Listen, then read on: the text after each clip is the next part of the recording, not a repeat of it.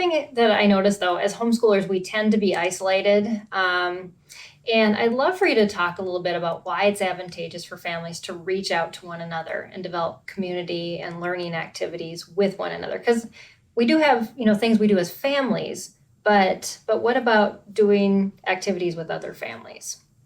Yeah, so I like to think of that as kind of breaking down into like a few different big advantages of looking to the wider community.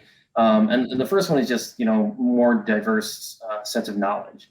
And Oh, so yeah. I see everybody as kind of a sum of an infinite number of moments throughout their life, all these different things Mm-hmm. that they've learned, all these different experiences they've had.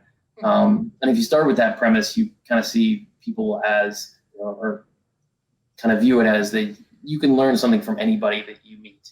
Yeah. Mm-hmm. And whether that's something around their career, something that they do every day as a Mm-hmm. job, or whether that's just like something they're passionate about, a passionate hobbyist. Those are both things that people are often excited to talk about and to share with Yeah. others Uh-huh. if you're willing to reach out to them. And so I'll just take my wife as like an example. Yeah. So she, her day job, actually, she works nights. So I guess her night job Mm-hmm. is as an obstetrician. Ah. But, so she knows lots about science and medicine Mm-hmm. and those kind of things. But, you know, most people don't know unless they know her really well that she's also a hobbyist beekeeper. And Wow. so Mm-hmm.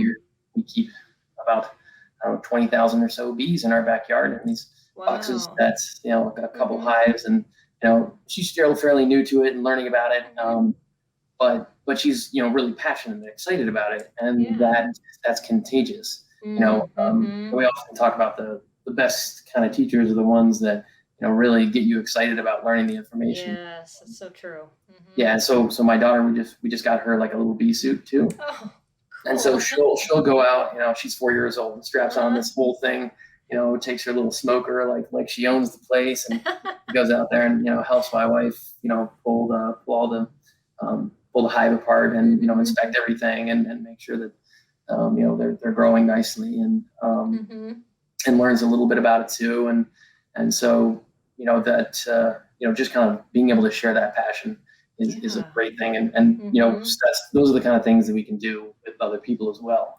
So Yes. so yeah, that first Mm-hmm. piece is just sharing and getting access to really diverse sets of knowledge that are all around you Mm-hmm. you don't even know about.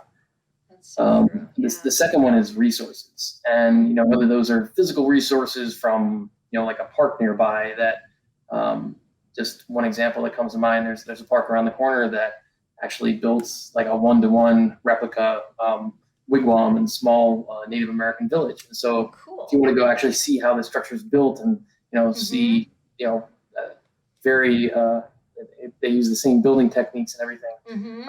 And so, you can kind of read a little bit about that at home, but then you can go out and actually, because Yes. that physical Mm-hmm. space is there, you can connect with it and say, oh my gosh, Yeah. this is how it might feel. And so those memories kind of evoke that, um, Mm-hmm. you know, evoke more emotion and get those ideas to stick more deeply into your memory, and really commit it to memory. So Right. Yeah. so yeah, I think access to resources is another big one. Mm-hmm. And the third one I think is when those two pieces kind of play together, and um, in finding different sources of knowledge and different resources, Mm-hmm. you're talking to other people, and that kind of inevitably leads to these social Mm. situations, and so you can you get that socialization piece that Right. Yeah. that is, especially over the last year, has been really limited for a Mm-hmm. lot of people. Yeah. And Yeah. so you seek out groups and you seek out resources and things Mm-hmm. like that interest you, and then you can connect with people around shared interests, Yeah. and find the right groups for you, and Mm-hmm. really tailor that to what you need, what your kids need, and Right. so it's really good for both the parents and the kids. Yeah. So I Yeah. think all those things kind of come together and really produce a really robust landscape that you can take advantage of if you know it exists.